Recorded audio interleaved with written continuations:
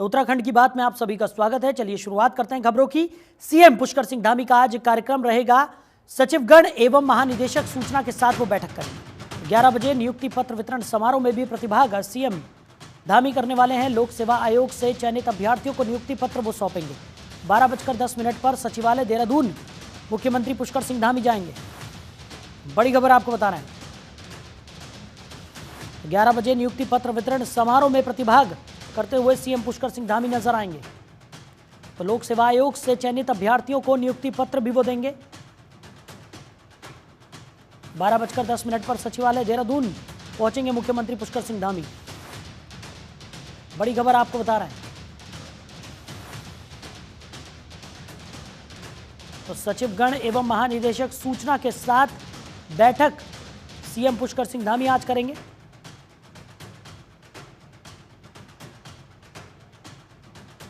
ग्यारह बजे नियुक्ति पत्र वितरण समारोह में प्रतिभाग वो करेंगे।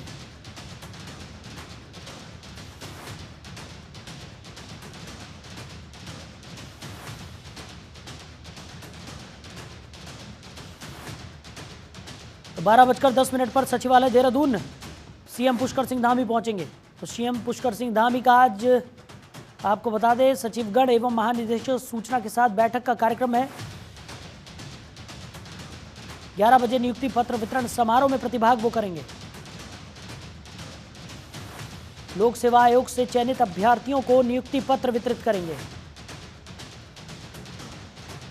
खबर पर ज्यादा जानकारी के साथ हमारे सहयोगी हरीश खनेड़ा हमारे साथ जुड़ गए। हरीश, सीएम पुष्कर सिंह धामी की बात करें तो आज सचिवगण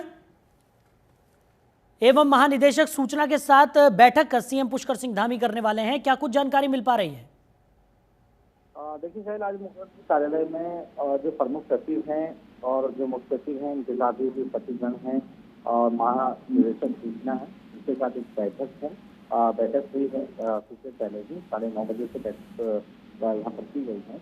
और जिस तरह से अभी विधानसभा का सत्र हुआ है, तमाम जो भाग हैं उन्हें यहाँ पर अनुपूरक बजट दिया गया है और किस तरह से और जो नीतियाँ हैं वो आगे सरकार की जो पॉलिसी वो आगे तक कर सकें, लोगों तक सरकार की योजनाओं का लाभ लोगों को मिल सके, इस क्षेत्र में जो तमाम जो विभागीय सचिव हैं उनके साथ आगे बैठक हुई है। और इसके साथ ही दोपहर 11 बजे की अगर बात करें, 11 बजे उच्च शिक्षा विभाग की तरफ से जो लोक सेवा आयोग में चयनित असिस्टेंट प्रोफेसर के पदों पर जो नियुक्त हुए हैं उन अभ्यर्थियों को आगे नियुक्ति पत्र वितरण का कार्यक्रम है। मुख्यमंत्री केंद्र कार्यालय में एक कार्यक्रम किया जाना है जिसमें तमाम जो शिक्षक हैं उनको आज नियुक्ति पत्र दिया जाना है। क्योंकि सरकार की मंशा है कि जो भी लोग हैं खासतौर पर युवा जो उत्तराखंड के हैं उनको किस तरह से रोजगार से जोड़ा जाए, किस तरह से लगातार सरकार काम कर रही है। अभी हाल ही में आपने देखा कि 4000 महिलाओं के लिए अन्य प्रदेशों से भी ऑफर यहाँ पर है। टाटा कंपनी की तरफ से ऑफर दिया गया है, यानी कि कहीं कहीं जो 4000 जो महिलाएं हैं उत्तराखंड की उनको रोजगार मिलेगा।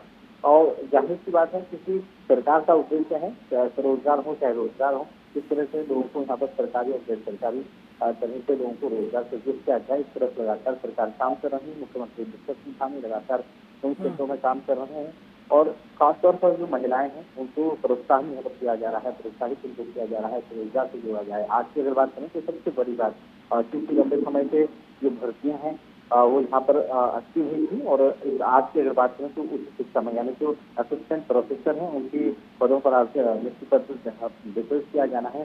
तमाम जो अभ्यर्थी हैं उनको आज यहाँ पे नियुक्ति पत्र दिया जा रहा है कि कहीं कहीं बहुत ज्यादा हर्ष और उल्लास लोगों को चेहरों पर दिख रहा है। हरीश, वहीं अगर बात करें क्योंकि हम लगातार चर्चा कर रहे हैं और लगातार देख भी रहे हैं कि जिस तरीके से सीएम पुष्कर सिंह धामी रोजगार को लेकर काफी ज्यादा सक्रियता यहां पर दिखाते हुए नजर आ रहा है। युवाओं को रोजगार से जोड़ा जा रहा है, लगातार कोशिश की जा रही है कि ज़्यादा से ज़्यादा रोजगार के जो मौके हैं वो यहाँ पर युवाओं को दिए जाए ताकि बेरोजगारी जो है वो यहाँ पर खत्म हो। और उसी कड़ी में लगातार कई तरह के प्रयास भी यहाँ पर किए जा रहे हैं। आज भी नियुक्ति पत्र वितरण कार्यक्रम में शिरकत भी पुष्कर सिंह धामी करने वाले हैं और जिस तरीके से वो लोगों से जुड़ने का प्रयास में नजर आ रहे हैं, उससे कहीं ना कहीं कहा जा सकता है कि भारतीय जनता पार्टी की जो एक मजबूत पकड़ है उत्तराखंड में, वो और ज्यादा मजबूती की तरफ बढ़ती हुई नजर आ रही है। देखिए शायद क्योंकि सरकार की मंशा ये रही है। हरीश सुन पा रहे हैं आप? जी हरीश, मेरी आवाज आप तक पहुंच रही है? जी साहब। हरीश, जिस तरीके से सीएम पुष्कर सिंह धामी रोजगार को लेकर काफी ज्यादा सक्रियता दिखा रहे हैं, लगातार हम देख रहे हैं कि पुष्कर सिंह धामी और भारतीय जनता पार्टी की तरफ से तमाम ये प्रयास किए जा रहे हैं कि ज्यादा से ज्यादा जुड़ाव जो है वो युवाओं के साथ हो और लोक सेवा आयोग से चयनित अभ्यर्थियों को आज नियुक्ति पत्र वितरण का कार्यक्रम भी रखा गया है जिसमें पुष्कर सिंह धामी शिरकत कर रहे हैं। तो इन तमाम रणनीतियों के मद्देनजर कहा जा सकता है कि भारतीय जनता पार्टी का जो जुड़ाव है खासकर युवाओं से, वो और ज्यादा बढ़ेगा। जाहिर सी बात है क्योंकि जैसे मैंने बताया शायद क्योंकि सरकार की मंशा है कि किस तरह से जी महिलाओं को, युवाओं को और यहाँ के नौजवानों को यहाँ का जो पानी है, यहाँ का जो जवानी है, वो यहाँ के काम आ सके, लोगों को रोजगार के अवसर मिल सकते हैं, चाहे वो रोजगार किस क्षेत्र में हो, चाहे वो जो यहाँ पर जो अर्ध सरकारी हैं उनमें लोगों को ज्यादा रोजगार सृजित करना है, ये सरकार की मंशा रही है। अभी आपने देखा कि किस तरह से तमाम जो नर्सिंग है, नर्सिंग स्टाफ को यहाँ पर शिफ्ट किया गया है, तमाम महिलाओं को यहाँ पर मौका दिया गया है। अभी जैसे मैंने आपको बताया कि तमिलनाडु से जो ऑफर है उत्तराखंड की महिलाओं को यहाँ पर मिल रहा है। एक जो कंपनी है, निजी कंपनियों के द्वारा यहाँ पर ऑफर दिए जा रहे हैं। लगभग 4000 महिलाओं को रोजगार का ऑफर यहाँ पर है और सबसे बड़ी बात है कि 10वीं से और 12वीं पास की महिलाएं हैं, उनको यहाँ पर ऑफर दिया गया है। तो जाहिर सी बात है क्योंकि सरकार की मंशा है कि किस तरह से लोगों को रोजगार से जोड़ा जाए, किस तरह से लोगों को उनके हाथ को काम मिल सके, इस तरफ लगातार धामी सरकार काम कर रही है। और खासतौर पर महिलाओं की तरफ अगर बात करें तो स्वरोजगार से जोड़ना, चाहे वो समूह के जरिए हो, चाहे वो अलग अलग दिशा में हो, तो उन जो महिलाएं हैं उन लोगों को यहाँ पर रोजगार से जोड़ा जा रहा है। तमाम जो शिक्षक हैं, आज की अगर बात करें, इससे पहले अभी नर्सिंग स्टाफ को यहाँ पर नियुक्ति पत्र दिए गए थे और हाल ही में आज की अगर बात करें तो आज भी जो असिस्टेंट प्रोफेसर हैं उनको आज नियुक्ति पत्र वितरित किया जाना है। ठीक है, 11 बजे कार्यक्रम है, मुख्यमंत्री कार्यालय में कार्यक्रम रखा गया है। तमाम जो शिक्षक हैं, जो नवनियुक्त शिक्षक हैं, वो भी यहाँ पर पहुंचेंगे और अपने नियुक्ति पत्र लेंगे। चलिए हरीश, हमारे साथ जुड़ने के लिए, इन तमाम जानकारियों के लिए आपका बहुत शुक्रिया। आगे बढ़ते हैं। उत्तराखंड का एक और लाल शहीद हो गया है। तो असम के मणिपुर में एक अभियान के दौरान वो शहीद हो गया। तो शहीद जवान का पार्थिव शरीर ऋषिकेश पहुंचा। आज सैन्य सम्मान के साथ अंतिम विदाई शहीद को दी जाएगी। तो टिहरी के देवप्रयाग के निवासी थे शहीद जवान हजारी चौहान और सीएम पुष्कर सिंह धामी, मंत्री प्रेमचंद अग्रवाल, देवप्रयाग विधायक आज जवान को अंतिम विदाई देंगे। बड़ी खबर आपको बता रहे हैं। तो उत्तराखंड का एक और लाल शहीद हो गया है। तो आज सैन्य सम्मान के साथ जवान को अंतिम विदाई दी जाएगी। टिहरी के देवप्रयाग रहने वाले ये जवान बताया जा रहा है। सीएम पुष्कर सिंह धामी, मंत्री प्रेमचंद अग्रवाल, देवप्रयाग विधायक आज जवान को अंतिम विदाई देंगे।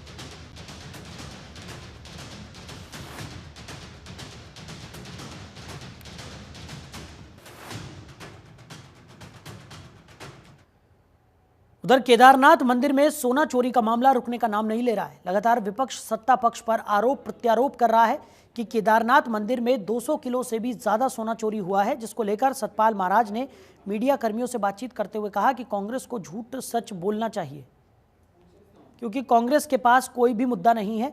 और आपको बता दें कि केदारनाथ मंदिर में दानदाता ने कुल 23 किलो के लगभग सोना दान किया था।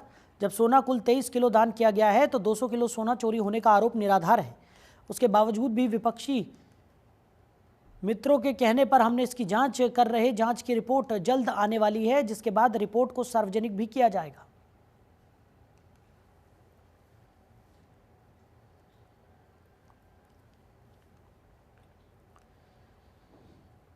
तो अक्सर अपने राजनीतिक बयानों से हरीश रावत दूसरे नेताओं को असहज करने वाले पूर्व मुख्यमंत्री हरीश रावत इस बार स्थायी राजधानी के बयान पर कई नेताओं के निशाने पर आ गए।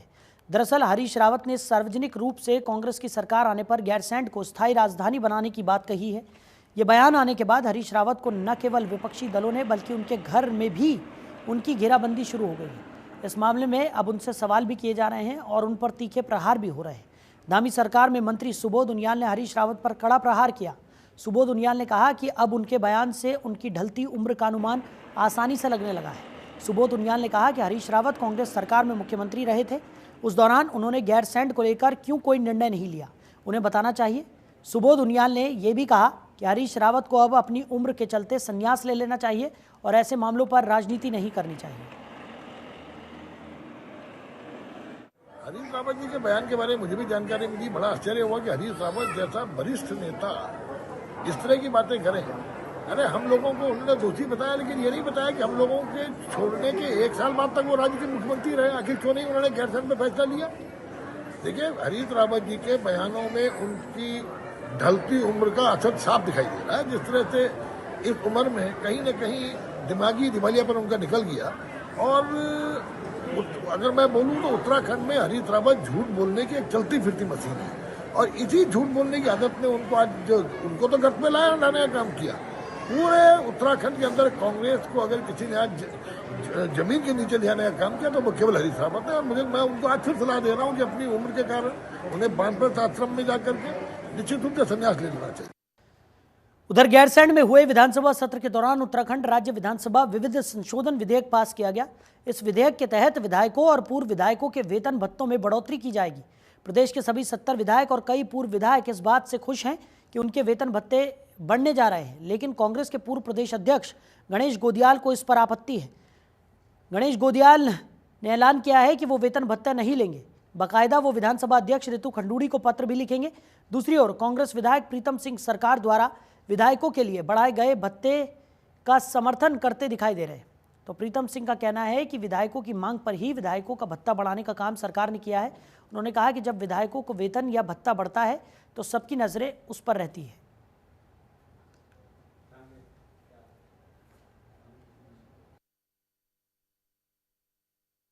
देखिए, वेतन भत्तों के परिप्रेक्ष्य में मुझे कोई जानकारी नहीं है, लेकिन अगर सरकार ने कोई ऐसा निर्णय लिया है तो मैं समझता हूं कि विधायक पर कितना भार होता है आप स्वयं जान सकते हैं, कुछ समझ सकते हैं।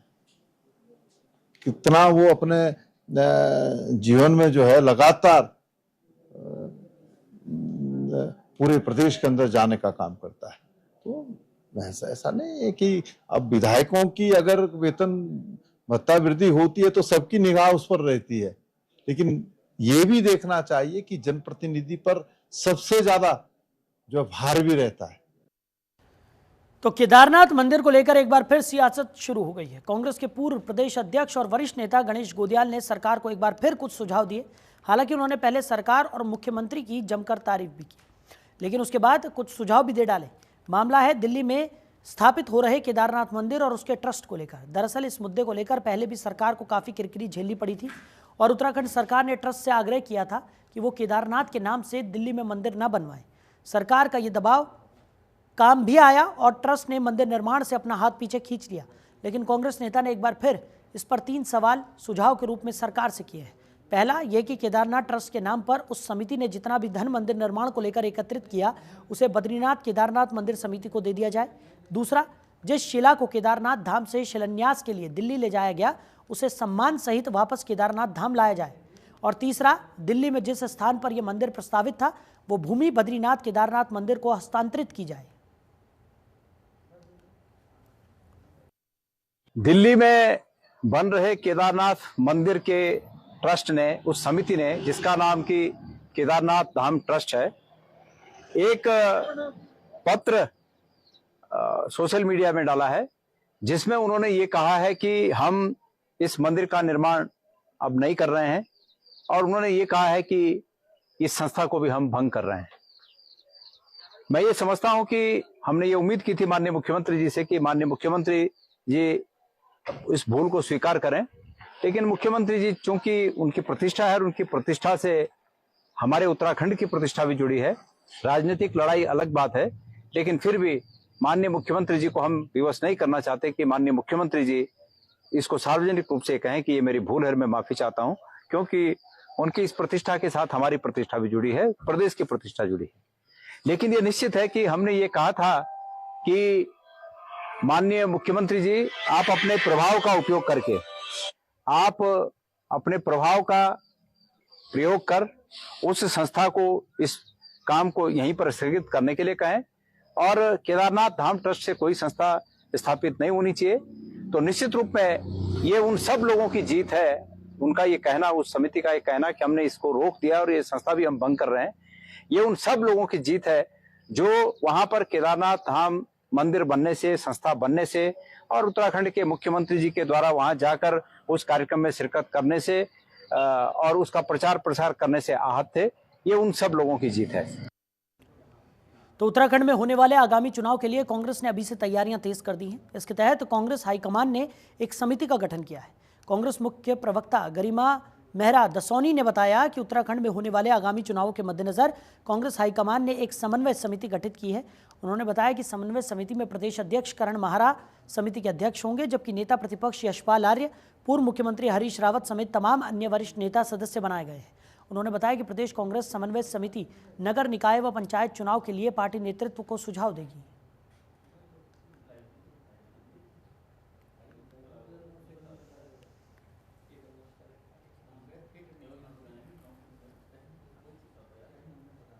महत्वपूर्ण चुनाव है और पार्टी अभी बद्रीनाथ और मंगलौर चुनाव जो जीती है उससे पार्टी में बहुत जोश और उत्साह है और मैट्रिक लगाने के पूरे मूड में है। जनता हमें भरपूर सहयोग दे रही है और आगामी जो निकाय और पंचायत चुनाव भी होने हैं वो भी बहुत महत्वपूर्ण है। लगातार भारतीय जनता पार्टी का इन चुनावों को टालना ये बताता है कि भारतीय जनता पार्टी को ये अंदेशा हो गया है कि आज की तारीख में यदि निकाय और पंचायत चुनाव होंगे तो उसका सूपड़ा साफ हो जाएगा, क्योंकि क्षेत्रीय जनता बहुत परेशान हो चुकी है इस प्रचंड बहुमत और डबल इंजन की सरकार से। केदारनाथ उपचुनाव में पार्टी कोई भी तरह का जोखिम उठाने को तैयार नहीं है, इसलिए एक भारी भरकम हैवीवेट समिति बनाई गई है जो पूरा का पूरा केदारनाथ उपचुनाव, निकाय और पंचायत चुनाव को अपनी देखरेख में क्रियान्वयन कराएगी। तो उत्तराखंड में बढ़ते महिला अपराध के खिलाफ महिला कांग्रेस के अध्यक्ष ज्योति रौतेला ने इसे सरकार का फेलियर बताया है। उन्होंने कहा कि देहरादून सहित अन्य जनपदों में महिलाओं के ऊपर यौन उत्पीड़न और बलात्कार जैसी घटनाएं बढ़ रही हैं। वहीं उन्होंने कहा कि रुद्रपुर में घटी घटना के खिलाफ एसएसपी रुद्रपुर कार्यालय का घेराव किया जाना है। उन्होंने कहा कि महिलाओं की सुरक्षा के लिए महिला कांग्रेस एक विंग बनाने जा रही है, जिससे कि आपराधिक घटनाओं से बचा जा सके और महिलाओं को तत्काल राहत दी जा सके।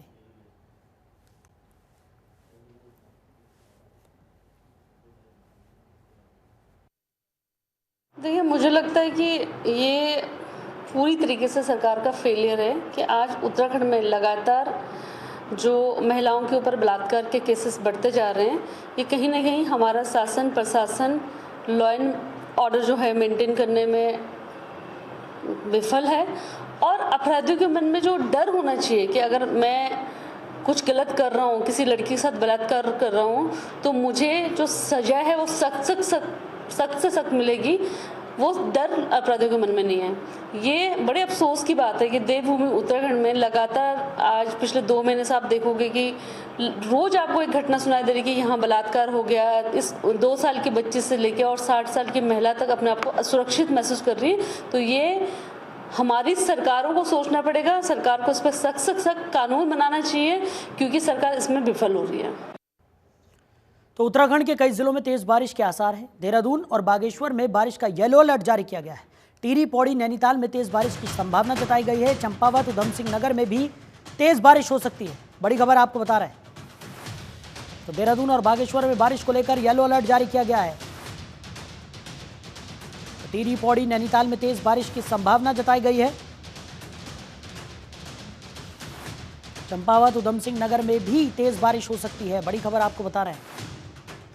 तो उत्तराखंड के कई जिलों में तेज बारिश के आसार हैं।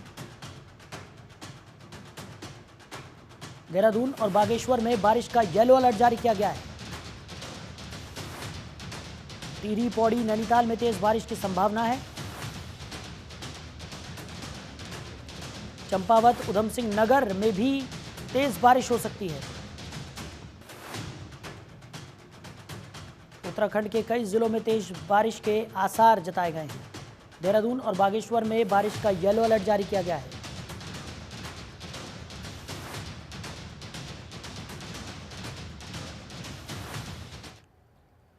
उधर आपदा के 26 दिनों के बाद केदारनाथ पैदल मार्ग खुल गया है। घोड़े खच्चरों की आवाजाही शुरू हो गई है। आपदा से 29 जगहों पर रास्ता क्षतिग्रस्त हुआ था। आपदा के 26 दिनों बाद केदारनाथ पैदल मार्ग खुला है। घोड़े खच्चरों की आवाजाही भी शुरू हो गई है। तो आपदा से 29 जगहों पर यह रास्ता क्षतिग्रस्त हुआ था।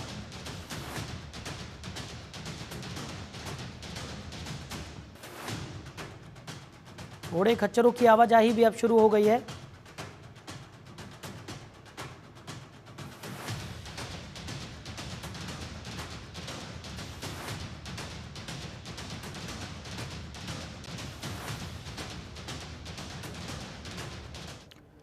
उधर ऋषिकेश बद्रीनाथ हाईवे 6 दिनों से बंद है।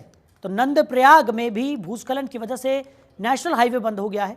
हाईवे बंद होने से यात्रियों को दिक्कतों का सामना करना पड़ रहा है। सड़क पर पहाड़ी से मलबा आ गया है, जिसके चलते नेशनल हाईवे बंद हो गया है। तो नंदप्रयाग में भूस्खलन की वजह से नेशनल हाईवे बंद हो गया है। बड़ी खबर आपको बता रहे हैं। तो हाईवे बंद होने से यात्रियों को दिक्कतों का सामना भी करना पड़ रहा है। सड़क पर पहाड़ी से भारी मलबा आ गया, जिसके चलते ये रास्ता बंद हो गया है। तो ऋषिकेश बद्रीनाथ हाईवे 6 दिनों से बंद है। बड़ी खबर आपको बता रहे हैं। नंदप्रयाग में भूस्खलन की वजह से नेशनल हाईवे बंद हो गया है।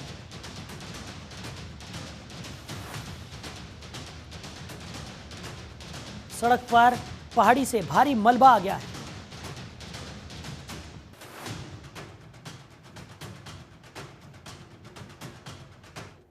उधर हरिद्वार जिला कारागार रोशनाबाद में श्री कृष्ण जन्माष्टमी के अवसर पर 3 दिवसीय कार्यक्रम की शुरुआत हो गई है। पहले दिन बंदी कैदियों ने भगवान श्री कृष्ण और राधा की वेशभूषा में विभिन्न झांकियां प्रस्तुत की, जिन्होंने जेल परिसर में उपस्थित अतिथियों को मंत्रमुग्ध कर दिया। कार्यक्रम का शुभारंभ महामंडलेश्वर स्वामी रूपेंद्र प्रकाश और वरिष्ठ जेल अधीक्षक मनोज कुमार आर्य द्वारा दीप प्रज्वलन से किया गया। इसके बाद बंदियों द्वारा प्रस्तुत सांस्कृतिक कार्यक्रमों ने सभी का मन मोह लिया।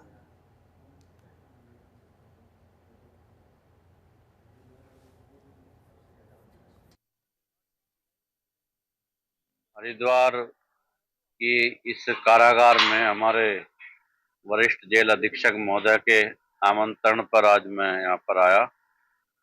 श्री कृष्ण जन्माष्टमी का कार्यक्रम बड़ी धूमधाम से मनाया जा रहा है और प्रतीत होता है कि जैसे बहुत ही प्रोफेशनल कलाकार हो।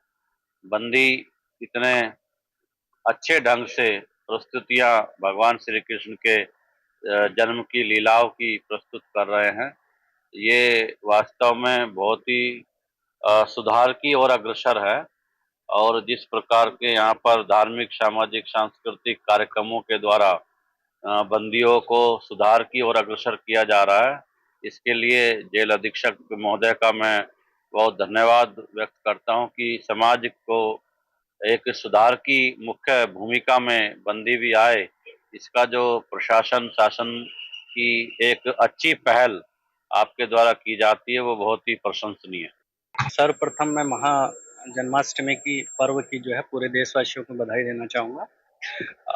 हम विगत वर्षों से जो है कारागार में भी जन्माष्टमी का पर्व मना रहे हैं और इसी क्रम में जो है इस वर्ष भी जो है जन्माष्टमी का पर्व कारागार में मनाए जा रहे हैं। जैसे कि आप सब लोग जानते हैं कि भगवान श्री कृष्ण का जन्म कारागार में ही हुआ, तो कारागार का एक जन्म स्थान होने के कारण भगवान श्री कृष्ण का ये उत्सव जो है यहाँ कारागार में इसलिए मनाया जाता है। ये जो कार्यक्रम चल रहा है इसमें जो है भगवान श्री कृष्ण की विभिन्न लीलाएं जो दिखाई जाएंगी और इन लीलाओं प्रत्येक लीला में जो है कुछ ना कुछ सीख जो है छिपी रहती है और इन सीखों को जो है हमारे बंदीगण भी अपने जीवन में ग्रहण करते हैं। इस बुलेटिन में मेरे साथ इतना ही। आप बने रहिए और देखते रहिए जनतंत्र टीवी। नमस्कार।